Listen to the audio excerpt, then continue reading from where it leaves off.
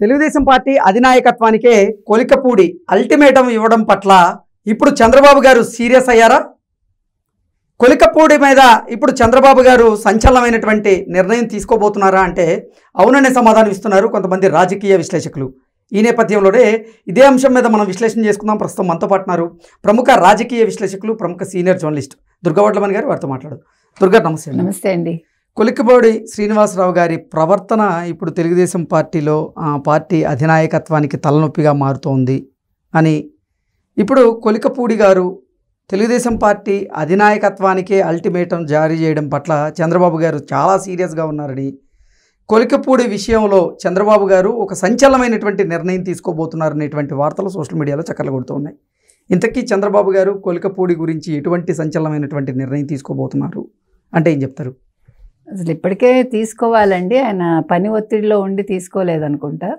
ఎందుకంటే తెలుగుదేశంలో ఎవరిని కదిపినా మీరు ప్రతి వాళ్ళు ఈరోజు కొలికపూడి మీద ఒక నెగిటివ్ ఇమేజ్ తోటే ఉన్నారు చెప్పాలంటే. అంటే తెలుగుదేశం పార్టీ ఖచ్చితంగా క్రమశిక్షణ కలిగినటువంటి పార్టీ. ఖచ్చితంగా మీరు చెప్పినట్టుగా ఎస్, క్రమశిక్షణకి మారిపోయారు కాబట్టి ఎందుకు ఇంతకాలం ఓపిక పడుతున్నారు అంటే కొంచెం ఎక్కడో చిన్న సింపతి ఉంది ఆయన మీద. అంటే ఆయన పార్టీ కోసం పనిచేశాడు గతంలో అనేది ఒక చిన్న దళిత నాయకుడు, పార్టీ కోసం కష్టపడ్డాడు, పనిచేశాడు అనేది అంతే. ఆ రెండు కారణాలతోటి కొంచెం ఆలోచిస్తున్నారు అంతే. ఇంకా అంటే అవకాశం ఇస్తూ వస్తున్నారు. కానీ ఇట్స్ హై టైం. ఎందుకంటే ఎప్పుడైతే టీడీపీ నేత రమేష్ రెడ్డి మీద మీరు వెంటనే చర్యలు తీసుకోవాలి 48 గంటల్లో, లేదంటే నేను రిజైన్ చేస్తాను అల్టిమేటం ఇవ్వడం అనేది అది సరైన పద్ధతి కాదు. ఎందుకంటే మీరు తెలుగుదేశాన్ని మొదటి నుంచి గమనిస్తే ఎంత పెద్ద నాయకుడైనా కూడా ఈ రకంగా మాట్లాడిన దాఖలాలు లేవు.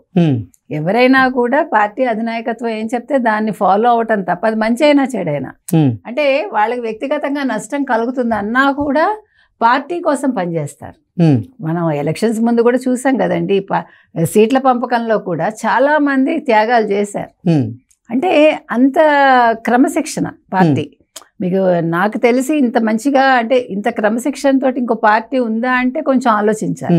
ఈ మధ్య కాలంలో కొలికపూడి వివాదాలకు కేంద్ర బిందువుగా మారుతూ ఉన్నారు.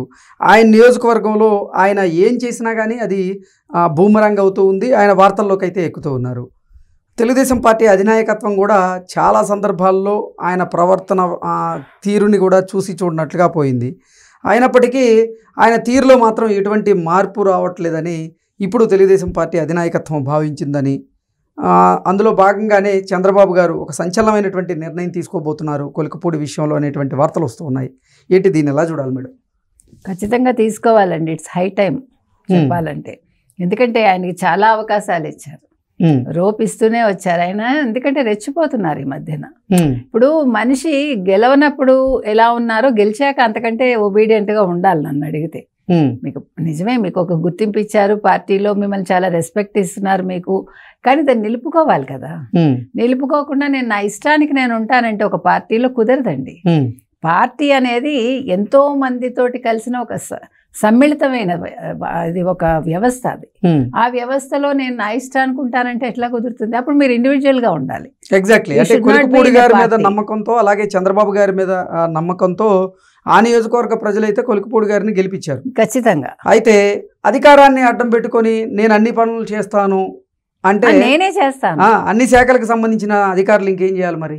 అదే కదా. ఇప్పుడు నాకు అన్నీ తెలుసు అనుకోవడం కూడా తప్పేనండి ఎవరైనా సరే. ఎట్ ద సేమ్ టైం నేనే చేయగలను అని మన ఎదరవాడి మీద దాష్టికం చేయకూడదు. ఇప్పుడు మీరు తిరువురు ఎమ్మెల్యేగా ఉన్నారు, కరెక్టే. కొన్ని మీకు తెలియని ఉంటాయి, తెలిసినవి ఉంటాయి, తప్పులేదు. ప్రతిదీ ప్రతివాడికి తెలియదు తెలుసు, రెండు ఏ వ్యక్తికైనా. సో మీరు నేను ఒక ఎమ్మెల్యేని కాబట్టి నేను చెప్పిందే జరగాలి అంటే కుదరదు. ఇప్పుడు మీరు అందరితోటి సంయమనంతో వాళ్ళని కలుపుకొని వెళ్ళాలి. అప్పుడే మీరు ఒక నాయకుడు అవుతారు. అవును. ఇండివిజువల్ గా నేను ఉంటాను అంటే మీరు స్వతంత్ర అభ్యర్థిగానే ఉండాలి, అంతే, సింపుల్. కాబట్టి ఇవాళ చంద్రబాబు నాయుడు గారు ఎందుకు తీసుకోలేదు అని ప్రతి వాళ్ళు అడుగుతున్నారు. అంటే అతని మీద చర్యలు అంటే చంద్రబాబు నాయుడు గారు నిన్న మెడ్రాస్ వెళ్ళినట్టున్నారు, ఐఐటి. సో పాత విద్యార్థుల సమ్మేళనం జరుగుతోంది అక్కడ. కొంచెం బిజీ ఉన్నారు ఆయన. వచ్చాక దీని మీద దృష్టి పెడతారు. ప్రజలు కోరుకుంటున్నది, ఈవెన్ పార్టీలో వాళ్ళు కూడా కోరుకుంటున్నది, ఆయన మీద ఒక చర్య అయితే ఉండాలి పార్టీ పరంగా. ఆయన కొంచెం భయం రావాలి అనేది అందరూ ఎదురు చూస్తున్నారు.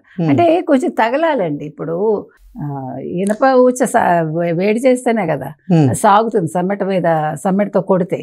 సో అట్లా ఒక దెబ్బ పడితే అప్పుడు సెట్ రైట్ అవుతారు ఎవరైనా. సో కొలికపూడి శ్రీనివాస్ మీద క్రమశిక్షణా చర్యలు తప్పదా అంటే ఏం చెప్తారు మరి? ఖచ్చితంగా తప్పదండి, తప్పదనే అనుకుంటున్నాం.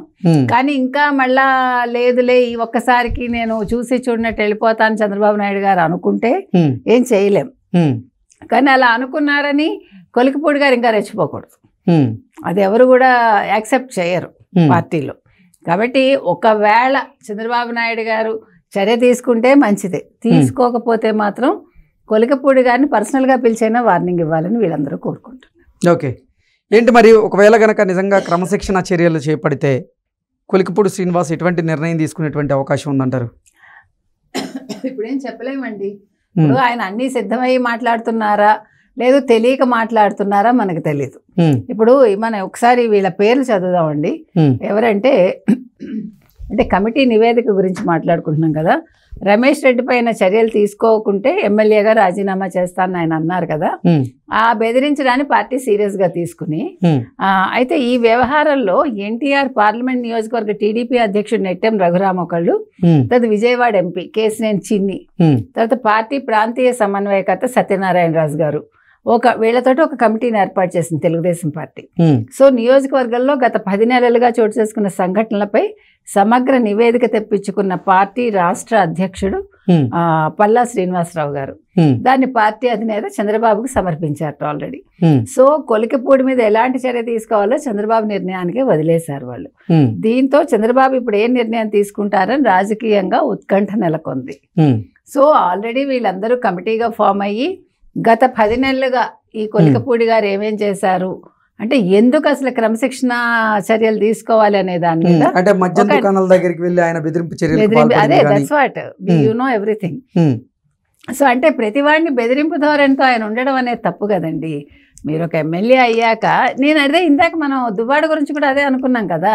ఇప్పుడు ఏ పార్టీ అని కాదు, ఏ ఎమ్మెల్యే అని కాదు, ఏ ఎమ్మెల్సీ అని కాదు, ఏ ఎంపీ అని కాదు, ఆ పార్టీ నియమాలను అనుసరించి వాళ్ళు వెళ్తే బాగుంటుంది. ఆ పార్టీ సిద్ధాంతాలను తూచా తప్పకుండా పాటించాల్సిన బాధ్యత అయితే వాళ్ళ మీద ఉంటుంది, ఖచ్చితంగా ఉంటుంది. ఎట్ ద సేమ్ టైం మీరు ఇంకొకటి ఏంటంటే వ్యక్తిగతంగా కూడా మీకంటూ మీరు కొన్ని రూల్స్ రెగ్యులేషన్స్ పెట్టుకోవాలి కదా. ఎలా పడితే అలా మాట్లాడితే ఇంకా మీకు సాధారణ మనిషికి తేడా ఉంటుంది.